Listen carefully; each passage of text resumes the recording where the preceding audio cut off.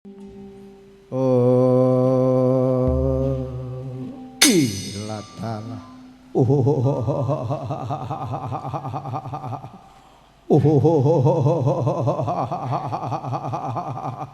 Mangke derbiyen sinuwun. Menawi Patuko dereng sumurup dateng Habdalam. Imbal wosok wangsul. Punika negari pundi sinten asmanipun Sang Maha Prabu? Oh, ditakoni durung mangsuli bangil tinakon. Nggih.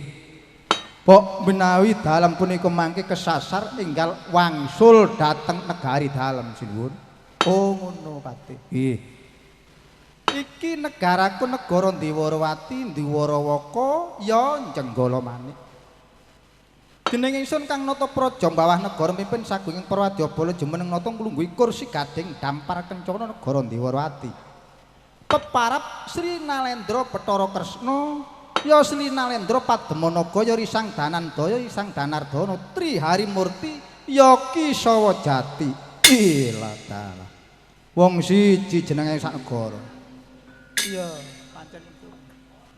Balik sapa namane satriya? Ladalah, nggih. Kula punika wrangka saking negari Jurang Parangsa sinuwun. Utusanipun Gusti kula sinuwun Prabu Yaksakendra. Kula patih Garuda Yaksa inggih Windu Jati sinuwun. Inggih kula patih ingkang dik maludik daya kuwasa. Mboten wonten gaman sing mempan. Mboten wonten pusaka ingkang tumama inggih kula wong sekti kedhot kekat-kekot. Oren ladalah.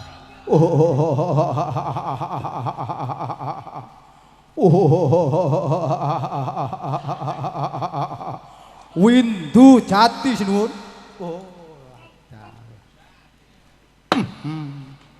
Kok cek sumbung. Wigatimu apa Pati? Nggih Gusti. Tebih saking Jurang Parangsa kancik Perseban Ndiwarawati. Kula punika sak perlu bon-bone enjing dedawah sonten perlu bebelok nglamar sinuwun. Oh nglamar. Nggih. Sing kok lamar? Ingkang kula lamar putri sekaring kedaton Ndiwarawati. Putranipun Gusti kula sinuwun Prabu Bathara Kresna ingkang pinirengan asma Kusuman Ngayune Dewi Siti Sendari sinuwun. Dipun tampi punapa dipun tolak? Yen dipun tampi nyuwun bebana menapa? Gusti, napa benjing ngarake kemanten nyuwun dipung iring pengiring Gunung Rubuh? Lho. Kemanten kok ngiring diiring Gunung Rubuh ya apa Pati? Napa nyuwun dipun iring pengiring Barongan Kintir? Oh, longsor kabeh negaraku ya. Pokok mboten nyuwun tumurine rembulan kaliyan lintang. Gusti kula sagah minangkani suwun.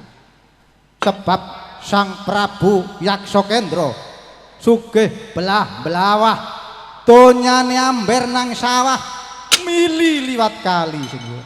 Waduh. Ya apa. Saking sugih patih donya sampai mili liwat kali ya. Among kepanjak-panjak iki rethekan derene. Ilah Gusti. Umpama ditolak, mumpami dipun tolak. Kula aturi jembaraken alun-alun ngedegaken beteng gendera penantang. Negari Ndiwarawati kula damel tebang, tebu, bata rubuh, sarah mayit kedibal bangke. Kula jor juwer kados bumi angus. Ilah dalah.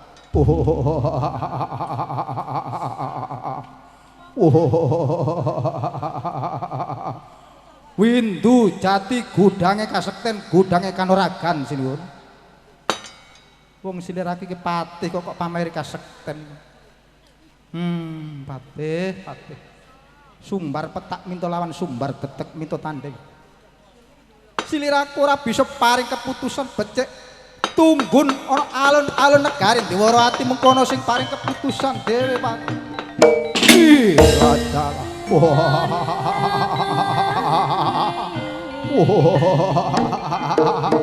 Kula tenggo seperapat jam boten dipun putus. Kula wangsul dhateng Perseban kula abrak-abrik sinuwun. sakarepmu Pati. Ngestaken dawuh.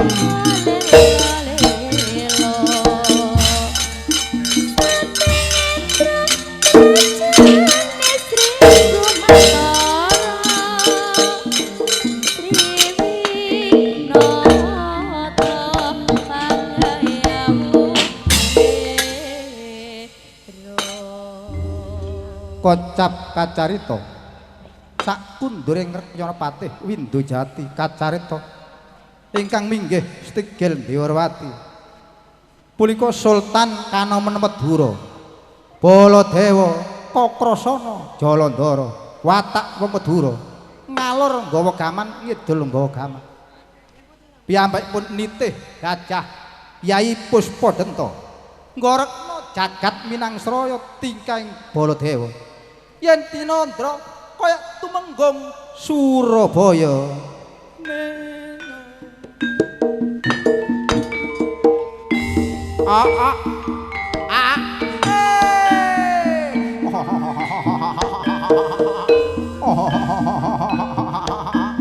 akene Sultan Kanon Baladewa Kakrasana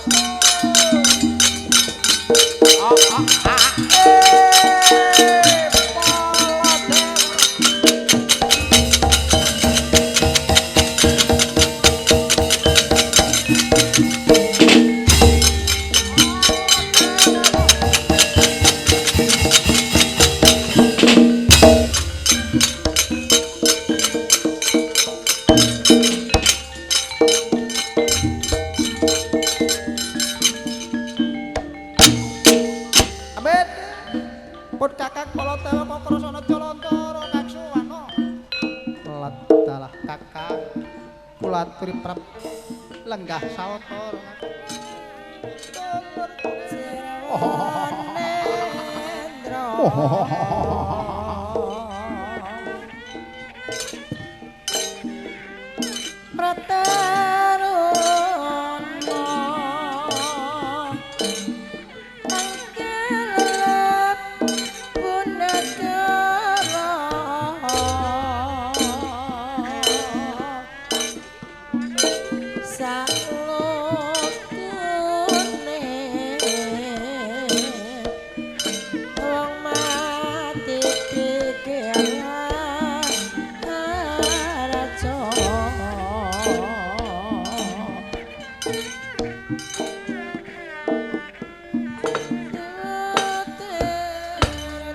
Kocap kacarita ingkang praptek wonten perseban negari Dewarwati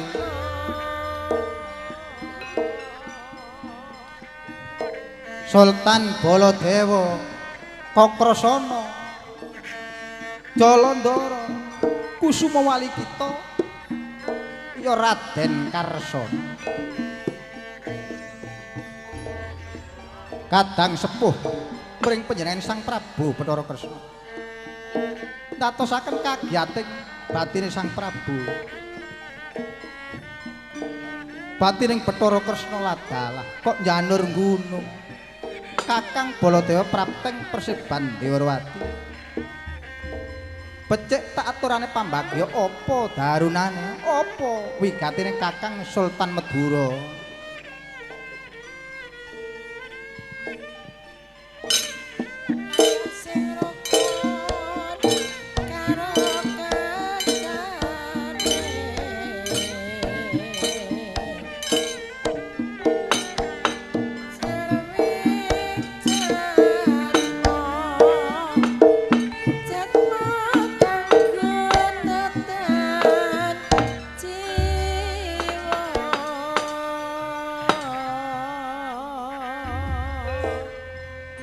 Jagat Dewa Bathara jagat mangestungkara mangkin-mangkin Kakang ingkang prapteng wonten perseban Dewarwati kados Kakang Sultan Baladewa Kakang Kakrasana lho kok njanur gunung gebyaking samudra kidul Kakang Paduka prapteng tanpa paring keterangan langkung rumiyin. Ndadosaken kagiyating para wadyabala Kakang awit praptane Kakang Baladewa nitih gajah Kyai Puspadenta ngorekaken jagat Minangsraya Kakang. Menapa wigatosipun mbok inggih kersa paring dawuh Kakang Baladewa yen ana angling Sri Swang Baladewa mubyar murup sandanganipun tratap talining jalma kumendeng kemukus medal saking talinganipun tratap talining jalma kumendeng medal saking talinganipun.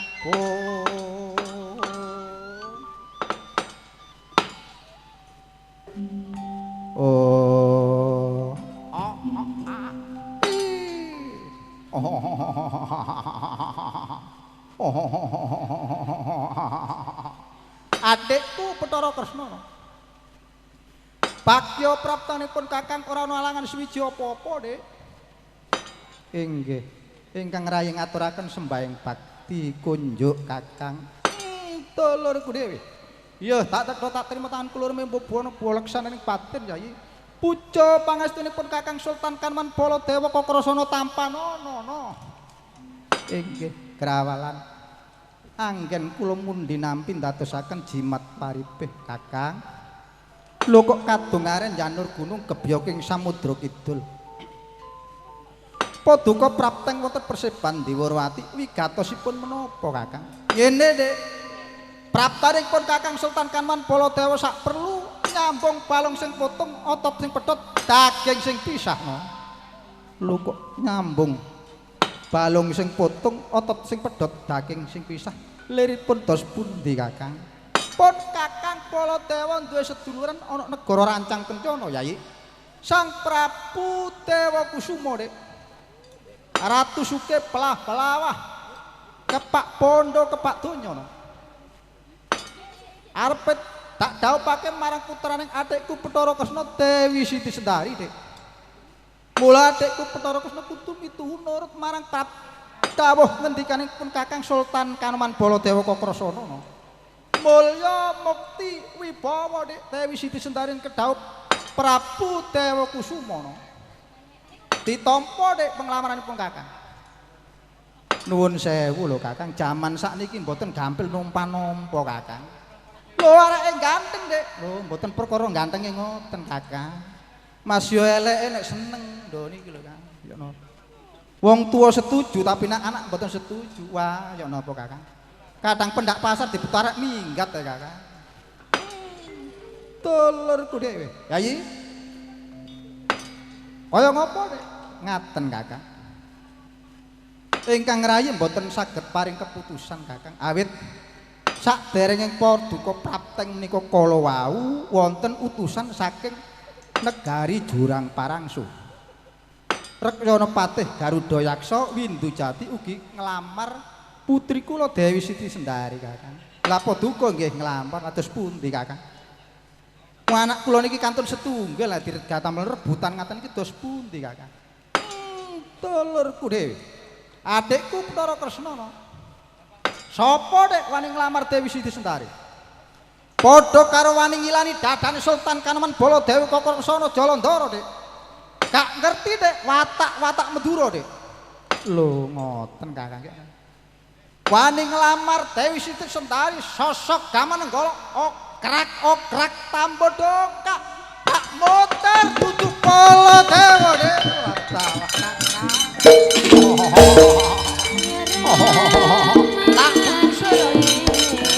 Atos-atos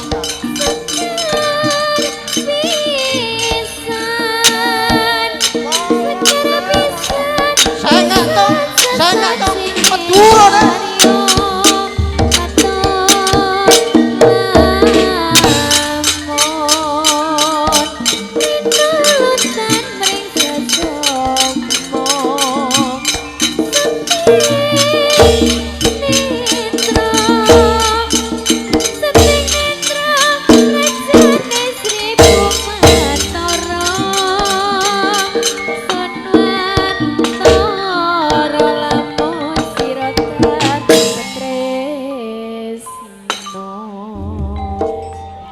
Pocap kacarita sak kundure Sultan Baladewa, Sultan Madura. Kacarita kang mendek-mendek pring sedapur lumaksana. Putra saking kasatriyan Maduganda ya Madukara. Putraning Angkawijaya, putraning Janaka Bambang Irawan utusaning Angkawijaya.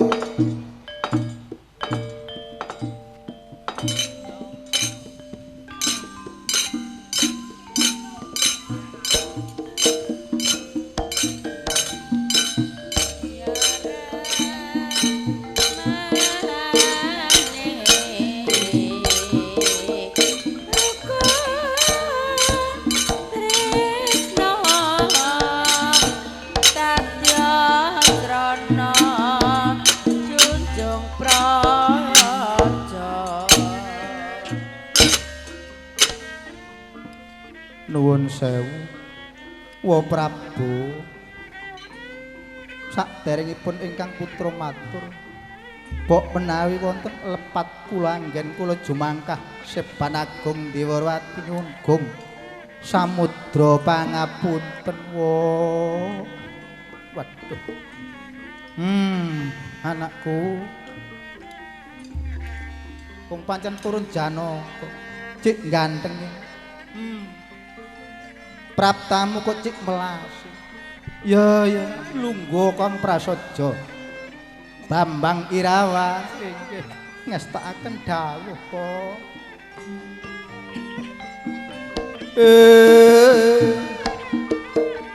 Oh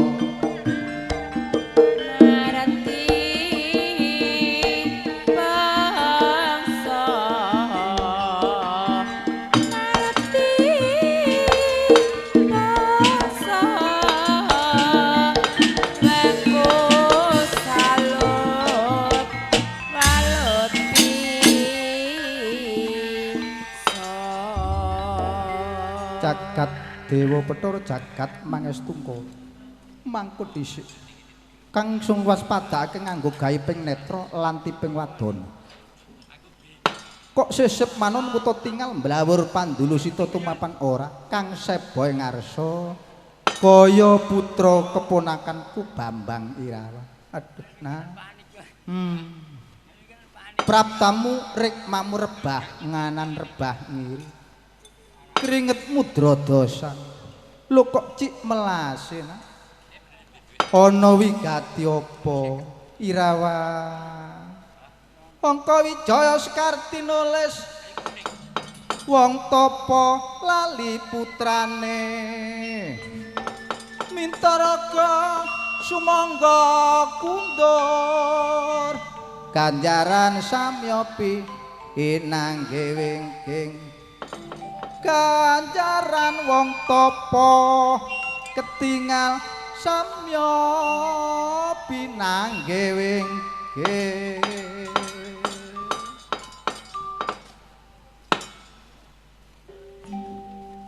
nuwun sewu wa Prabu saderengipun ingkang putra matur kula ngaturaken sembahing bakti kunjuk wa iya tak tedha tak trima tangan kula membono balaksanane batin puja pangestuning pun wamara gagih tampanana Irawan grawalan pamundhinipun ingkang putra nampi wa syukur jumuntrung mangayu bagya ana wigati apa nak adoh saka kasatriyan Madukara kancik Dewarwati ngaten wa kula punika sak perlu nembusi gunem lho kok nembusi gunem nggih awit Kakang Angkawijaya punika mboten kersa sambut suwitaning krama mboten kersa rabi yen mboten angsal kang Mbok Dewi Siti Sendari ngaten wa dipun tampi punapa dipun tolak lho nembusi gunem nggih sampun dangu wonten hubungan katresnan kalian Kakang Angkawijaya kang Mbok Dewi Siti Sendari ngene nak pancene dadi wong tuwa yen duwe anak prawan iki bebasan ancik-ancik pucuke ri nyeleh jabang bayi pinggir waton lha iki ya pun bapa nolak uga ora wani nampa uga ora wani Irawan. Lho kok ngaten wae. Malah mandar menika mekaten welingipun Kakang Angka Wijaya. Yen dipun tampi ampun ngantos nyuwun bebono, ampun ngantos nyuwun bondo donya. Kakang Angka Wijaya punika mboten gablek bondo, mboten gablek donya. Malah mandar mas kawine benjing gandol calon maratuwa ngaten kok. Oh. Rabi kok bondo ganteng ayo. Punika yen dipun tampi mekaten. Lho umpama tak tolak, ampun ngantos dipun tolak. Yen dipun tolak yen Kang Mbok Dewi Siti Sendari gendeng lar pager edan kebubusetan nglangun Kakang Angka Wijaya. Ampun tanglet dosa.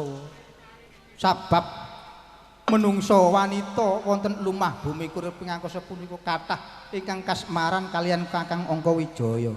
Ampun kok rondone, ampun kok prawane mboten kebimbang kalih Kakang Angka Wijaya. Sinden-sinden iki sedaya kebimbang kok. Oh. Saking ganteng iki nggih saking ganteng tapi mboten gablek e. Gak dadi apa. Wong pancene lakone wong urip nang alam donya. Sadurunge sliramu prapta mau nak ana utusan saka negara Jurang Parangso. Angka 2 Wamu Prabu Baladewa ya Sultan Baladewa ya nglamar. Lah iki nak pumpung durung negaraku digawe ajan perang. Aja nganti Kanjeng Wamu Sultan Baladewa ndisiki laku. Mutus Patih Garuda Yaksa Windu Sati. Dhisik ana nak. Putusen dhisik nak. Aja nganti ana paten binaten Bambang Irawan wata nyun tambahe pangestu. Tak pangestuni kaya banyu. Mane pamit wong ya.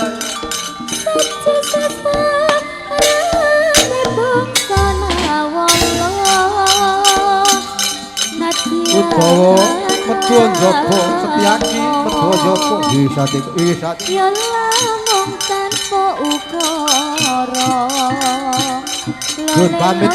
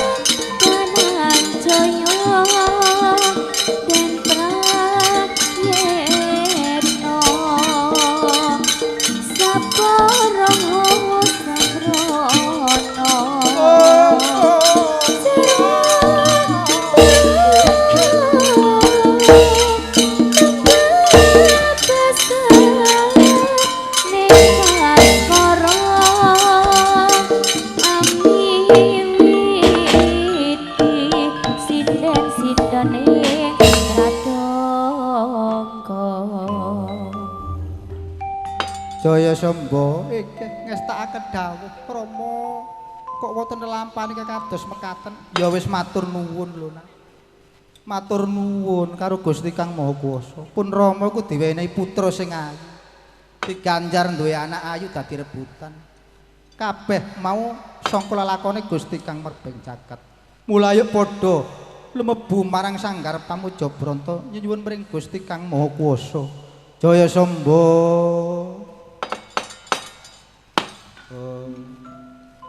Cekap dawuh pasewakan Sang Prabu Bathara Kresna imbal wacana. Piyambakipun linggar saking kursi Gading Kencana. Nyepak gamparan bungkul kencana yen Cinandra kadya dandang rebut pencokan.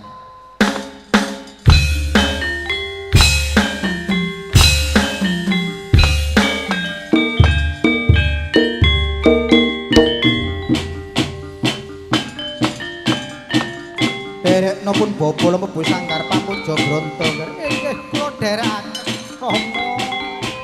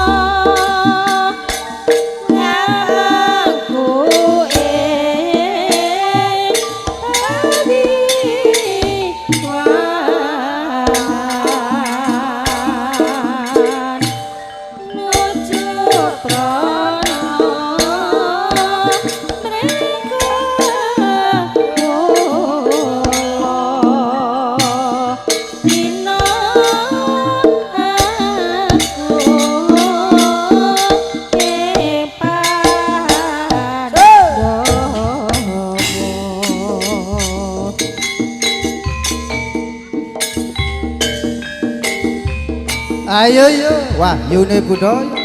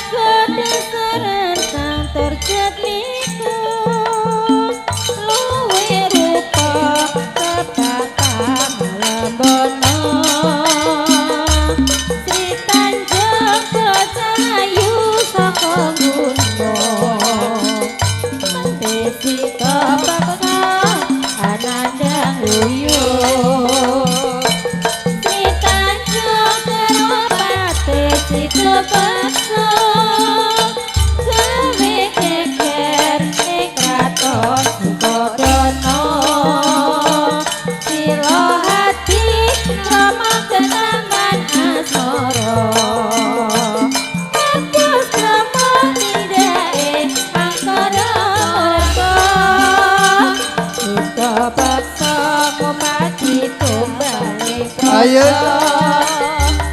orang ngerti yen arep diapusi dikepeksa kaya yang sinipi ora santang dirasa dipateni ana ketik kandhane kawangi matandane Sri Tanjung Pantai ana banyu kandhane kawangi iki sejarahe kutha Banyuwangi.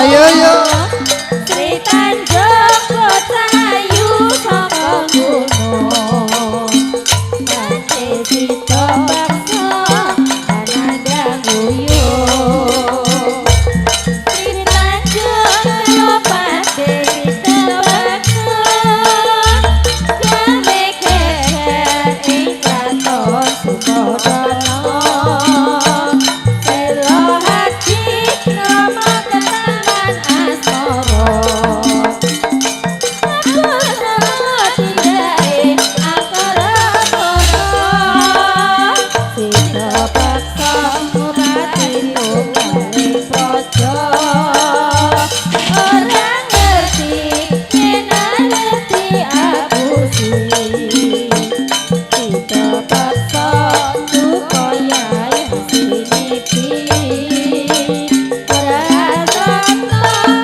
Sri Tanjung dipateni ana ketik tandane kawangi martandane Sri Tanjung Pantai ana banyu kandhane kawangi iki sejarahe kutha Banyuwangi.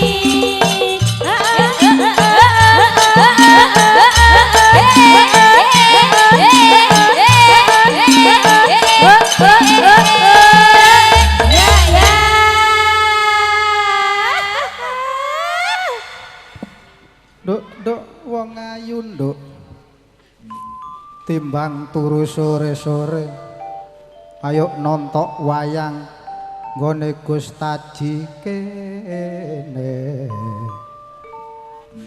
mula sing gelem nontok wayang nduk tak dongakno akeh rejekine mula sing gak gelem nontok wayang lombrok nggo omah ngeloni bojone nduk tak dongakno akeh anake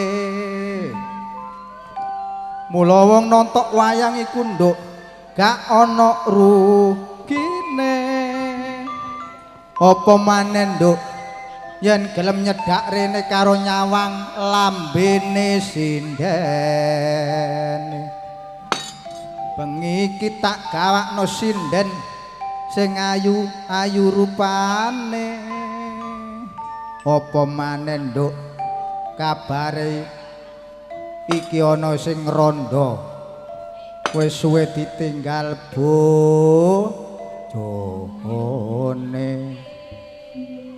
nek kene iki nduk lengareng-lenger ndeloki HP-ne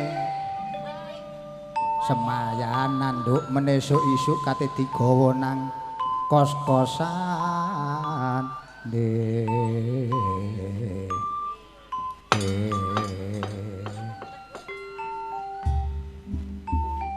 lesung jumengglo senindang-indang lesung jumangklo maneh kemarengkung suarane ngebisa jeneng gratisan tok tok tok tok kung tok tok tok tok kung tok tok tok tok kung tok tok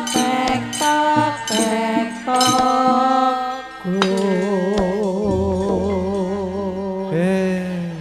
ya nduk alah cak mat mang nandi rek awak dhewe iki wis matur nuwun ya nduk nek gak salah ping 3 iki nduk dirawuhake Abah Taji ya Gus Sutaji nduk lah iki nduk matur nuwun awak dhewe iki bengi iki dirawuhake ana daleme Gus Sutaji Ibu Suwarni nduk oh Gus Sutaji Ibu Suwarni ya nah hajate ya hajate nikahake putrane putri nduk yaiku Mbak Ayu Neni Rahayu nduk kedhaup Mas Samsul Arifin nduk oh ayo kedhaup Mas Samsul Arifin ya iya nduk mula jejodohane Mbak Neni karo Mas Samsul iki ya ayo didongak-dongakake mugi-muga dadi jejodohan sing sakinah mawaddah warahmah ya nduk oh iya ya sakinah mawaddah warahmah iya nek cara wong tuwa biyen dadi kaki-kaki lan nini-nini nduk oh ya dadake kaki-kaki lan nini-nini ya iya bengi iki nggawa sinden pira ya sindenmu adem-adem umek kae nduk ya ndeloki HP-ne. Wis wayahe, Nduk. Ya wayahe tangkapan sing omah gak dikeki blas yo ya. Tak gawakno sinden 6 sik perawan-perawan, Nduk. Wadah. Sik perawan. Iya, Nduk. Sik perawan-perawan. Apa maneh, Nduk, sing nomor 3. Sik perawan tir, Nduk. Durung wani wong lanang, Nduk. Ya. Walah yo. Wis sik durung wani wong lanang ya. Ya apa. Durung wani wong lanang, Nduk. Oh iya. Nah, iki diwiwiti lelimbukan ana payunan ya. Iya, Nduk. Ana payunan, Nduk. Coba tak wacane, Nduk. Wadah. Kepada yang terhormat Bapak Kartowibowo di tempat dengan ini minta gending 1 Trowulan, 2 Bung Karno, 3 Pupurwangi. Gending ini harus dilayani Pak Dalang dari kami Bapak Karji Ragas Kidul. Oh, okay. Matur nuwun Pak Karji Ragas Kidul nggih mangken dipun layani kalian sinden kula. Ana maneh, Nduk. Nggih wonten malih. Assalamualaikum warahmatullahi wabarakatuh. Sugeng dalu kalian sugeng dalu Bapak Ki Dalang Kartowibowo. Kula nyuwun gending setunggal bojo wayuan kalih caping gunung gending menika kula tujuaken kangge Sohibul Hajah Bapak Sutaji lan masyarakat dusun Ragas Kidul sedaya wassalam saking kula bapakne Ayu oh nggih matur nuwun iya herek tanda tangane iya Nduk lah sadurunge gending iki dilayani Nduk iya ya sadurunge gending iki dilayani ya apa ya ya musike Nduk cek kanggo nah ayo Le Jok siap Le oh lah iki sing jumeneng sapa ya? Sing jumeneng ku diwiwiti saka pinggir dalange lho. Oh iya ya, pinggir dalange. Pesinden saka Jombang, bintang tamu. Walah, bintang tamu. Sapa ya? Mbak Cahya kok, Nduk. Bocahe pridak-pridak. Sik genit temenan. Durung wani wong lanang. Walah. Temenan iya Nduk. Ayo Nduk, jumeneng Nduk. Ayo. Monggo Mas. Temenan Nduk. Durung patah iso lemun Nduk, menene wis mambu. Wah, jemunuk dhewe Nduk. Niki lho, ten pundi? Oh, burine dalang. Tak garap dalang. Burine dalang mawon nek ngarepe nggen niki adem-adem ya. Mboten sepira mbenye nek blending lak kula tadi kae. Oh. Syukur nek meneh gelem nginep sak minggu ngono dalange. Lemu Nduk, lemu. Tiga anake, Pak. Iya Nduk, iya. Nyuwun apa, Bapak? Pamer bojo, wonten panyuwun ta, Bapak? Kangen bojo. Nggih. Mboten wonten niki wau. Niku lho bapake nyuwun pamer bojo. Nggih, niku dilayani mangke nglayani surat ini. Nggih, wah ndrotok rek ya. Bekne ditambahi kok.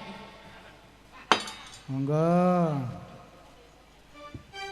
Pak Dalang bekne ngadeg pisan, Pak. Oh, Pak Dalange ditekno ya. Gak kuat ta, Pak? Nduk. Kok ka umur 50 ke atas ngono tak garap dhewe arek iki ya. Lah saniki pinten? Cek anyit. Ya mangga. Monggo. Ayo Jok. Dimulai Jok.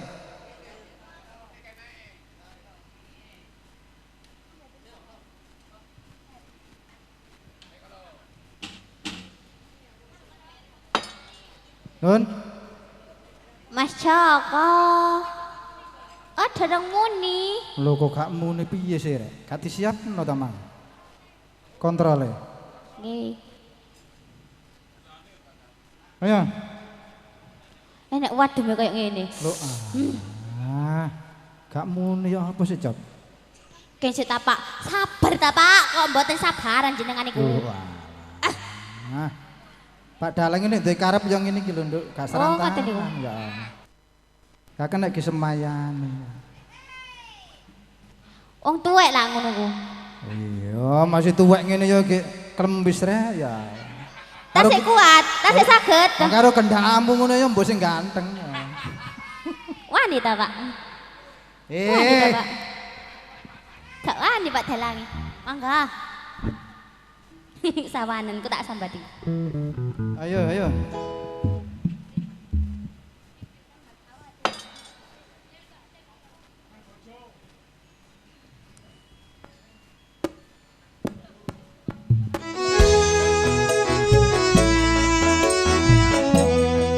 Digoyang kembali masih bersama Wahyuning Budaya.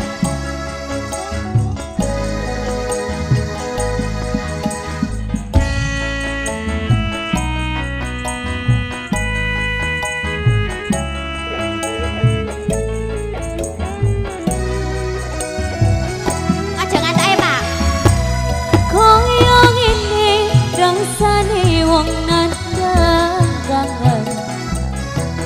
rinongi atiku rasane peteng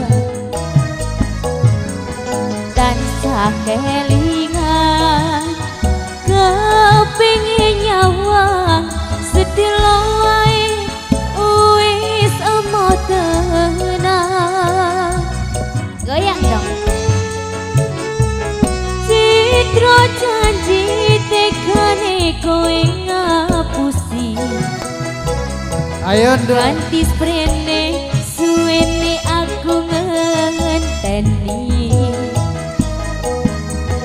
nangis batinku grantes uripku telus kebes tetes Allah cendol dawet cendol dawet cendol dawet seger cendol cendol dawet cendol cendol dawet cendol cendol dawet cendol dawet seger 500 saroro gak pake ketan zero lupa 5678 taki taki dah taki taki dah taki taki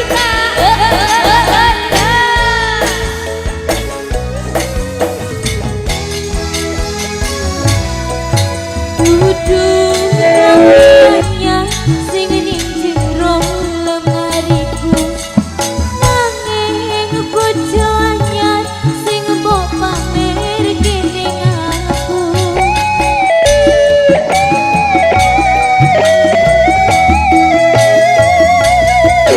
dudu wangi mawar sing tak sawang ning mripatku nanging kowe lali nglarani wong kaya aku ning opo seneng aku yen mung gawe loroku pamer bojo anyar ning statusku citra janji tekane kowe ngapusi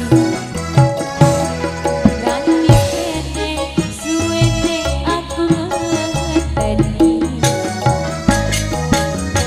nangis batinku grantes uripku telus kebus netes Allah cendol dawet cendol dawet cendol dawet seger cendol cendol dawet cendol cendol dawet cendol dawet piro 500 saroro yo pake ketan zero lupa 5678 taki taki tak taki taki tak taki taki tak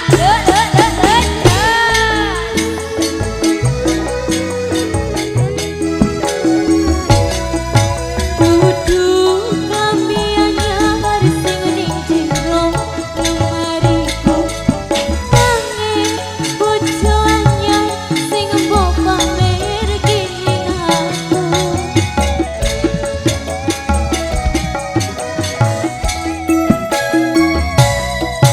dudu wangi mawar sing tak sawang ning mripatku nanging kowe lali nglarani wong kaya aku ning opo seneng aku yen mung gawe loroku pamer bojo anyar ning statusku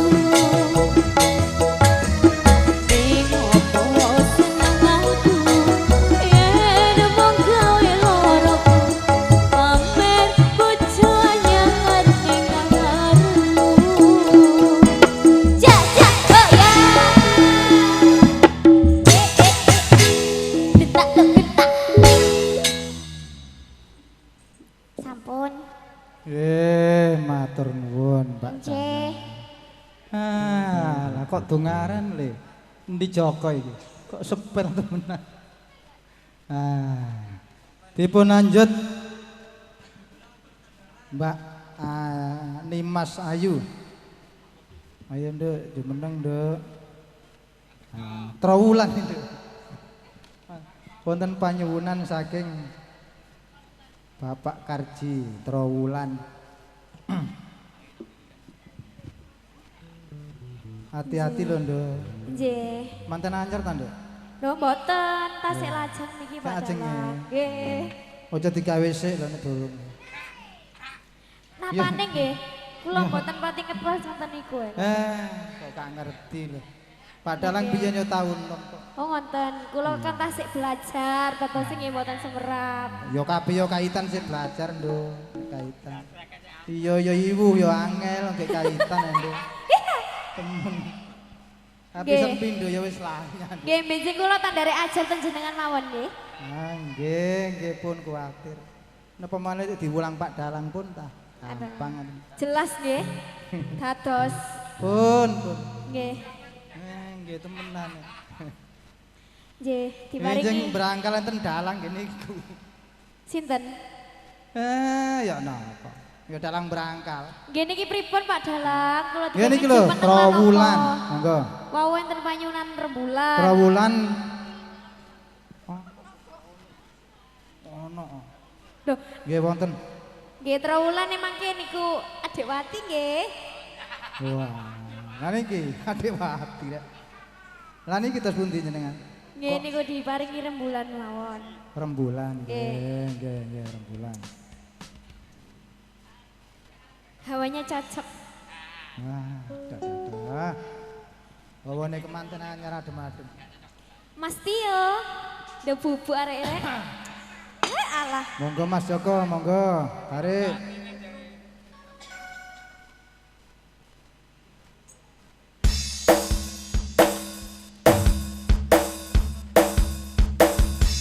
Sesarengan wahyune budaya.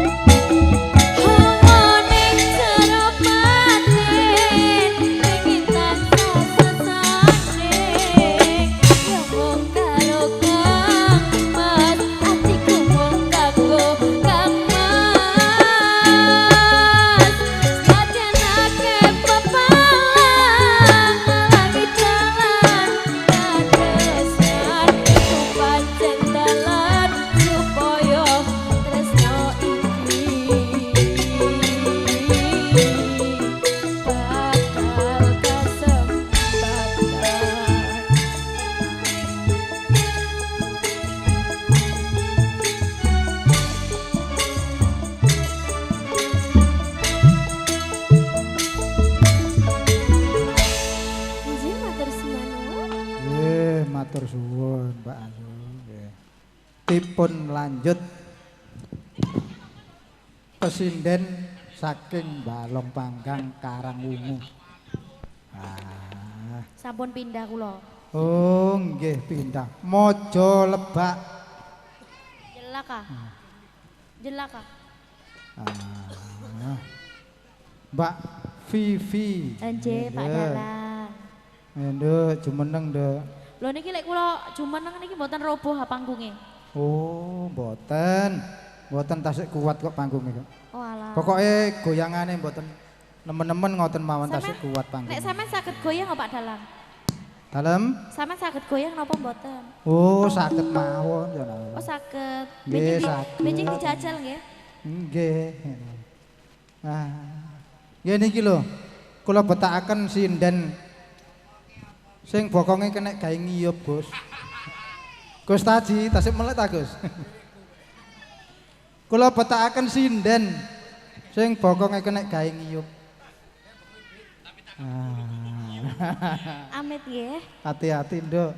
Temen. Nek nyenjing ojo dhuwur-dhuwur ta arek. Mboten. Arek orkes merangsang lho. Niki ten pundi niki kula ten mriki napa ten ngajeng mriko? Oh, ngajeng mriki. Oh, benjing-benjing mawon nek ten mriki nggih. Oh nggih, Nggih, benjing mawon nggih. Nek kula mampir ngoten mawon disiapake. Oh nggih. Terus pundi niki Pak Dalang? Nyuwun pamer bojo. Nggih, bojone sapa? Pamer bojo. Mpun ta? Oh alah nggih niki Trowulan mawon nek ngoten. Trowulan panyuwunan saking Bapak Karji. Niki lek trawulan ketebihan kulone mboten. Mboten. Nggih, Kula Adik Wati. Adik Harti mawon. Pundi Adik Wati niku? Niki lho sing alit dhewe nggih. Niki panggunge pas-pasan lan pun ngantuk. Sampeyan ngantuk geblak. Nggih. Niki diparingi Pun ngantuk bengi niki. Nganu mawon niki. Dalem? Nganu mawon niku lho nganu apa sih Rek? Niku lho. Ana. Kok nganu mawon nekat mah. Niku lho. Eh. Kanca turu kaya wis duwe kanca. Ya Allah, ya Allah. Ya Allah. Nggih. Ya. Oh ngop diparingi niku mawon Pak Dalang. Napa? Nabur langit. Wah, nggih nggih nggih. Nggih, sak kersa mawon. Pun mundur-mundur. Pun mundur-mundur ben kena keris kula. Dalange keris njongongok ngene. Ya Allah. Tak sakno apa rutuh ku Pak Dalang. Astagfirullah. Ben kerise dalange iki njengong. Nah nggih dalange ngoten kok. Kula ya sungkan ngoten lho. Panjak sampean iki lho melek kabeh. Nggih, kersane melek. Dipacari Gus Jimpun melek lah nggih. Monggo.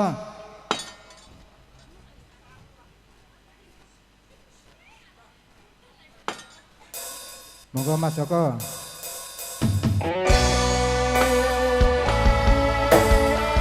Sesarangan budaya.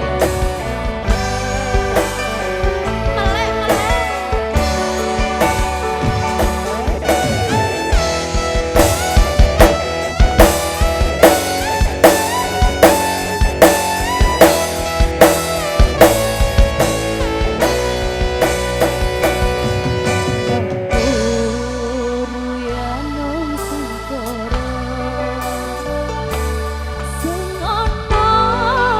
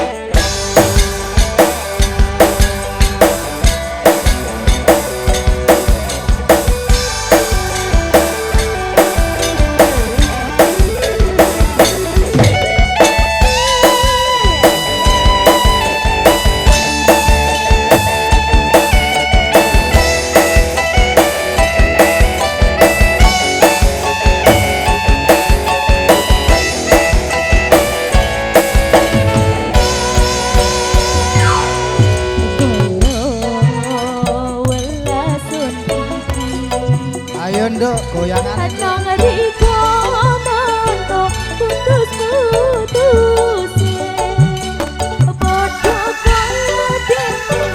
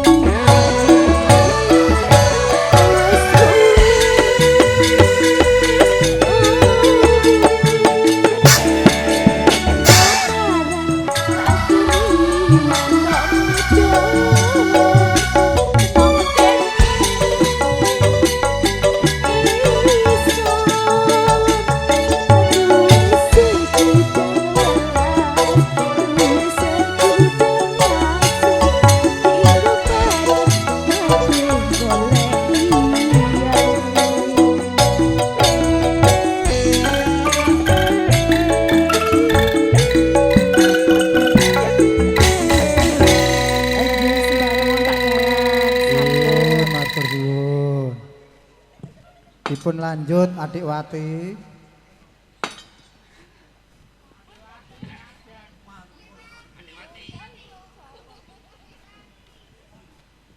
Monggo.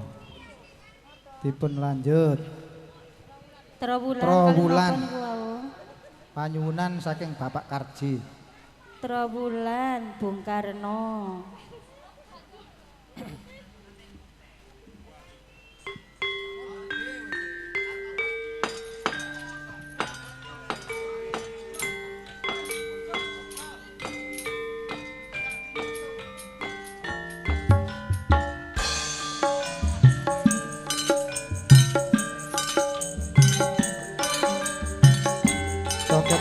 Iya iya.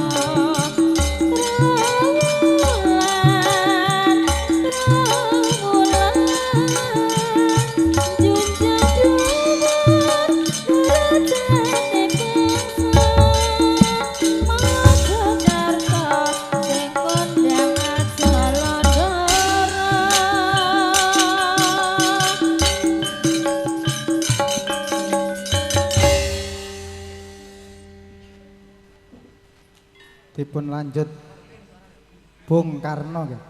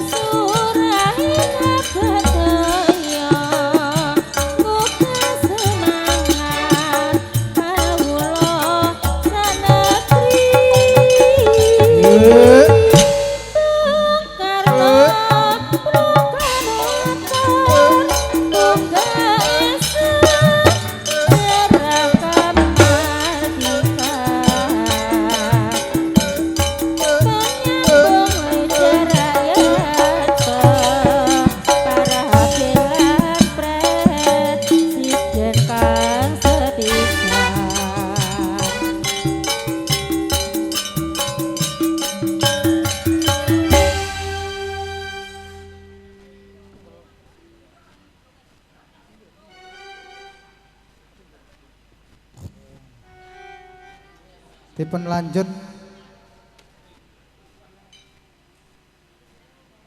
nggih Caping Gunung langsung mawon.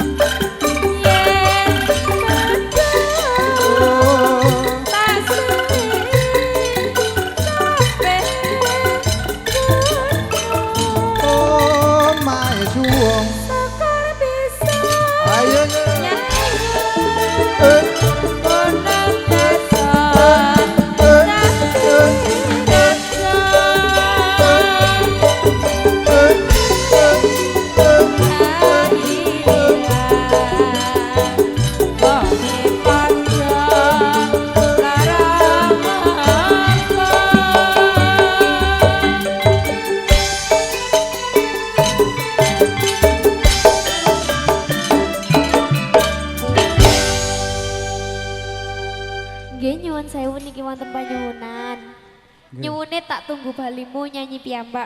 Pian nggih. Oh duet nggih. Nggih. Monggo mriki Mas. Monggo mriki. Oh mriku mawon nggih. Tak tunggu balimu. Balimu. Nggih. Nggih. Wonten panyuwunan dadak ya.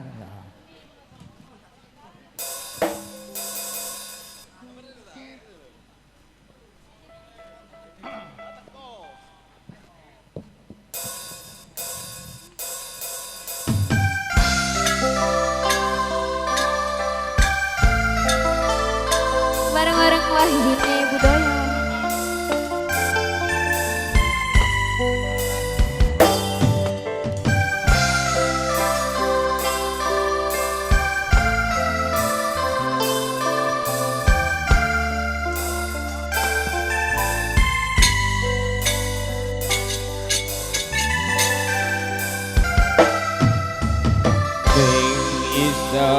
Setina pimpitu yen kuwi keputusan aku ora bakal gondoli tresnaku ninggal ke aku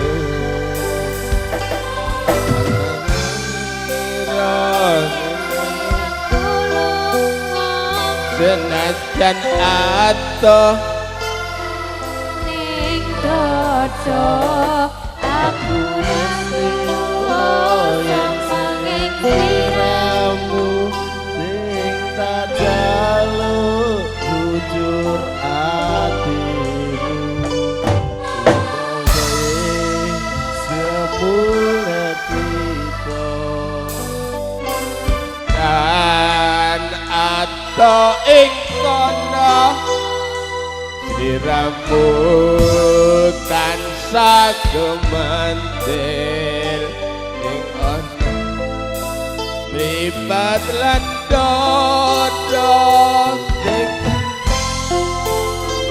tak tunggu balimu. Asik Bapak Tony yang punya Juanda. Hey.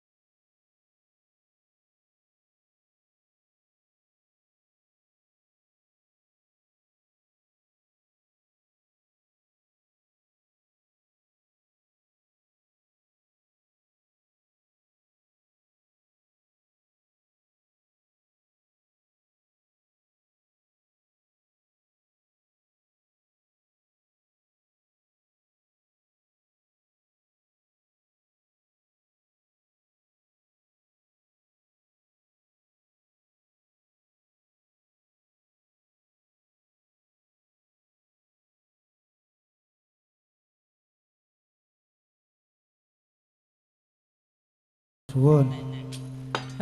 Ya nduk, iki jame wis dalu ya. Ayo padha dilanjut ya nduk.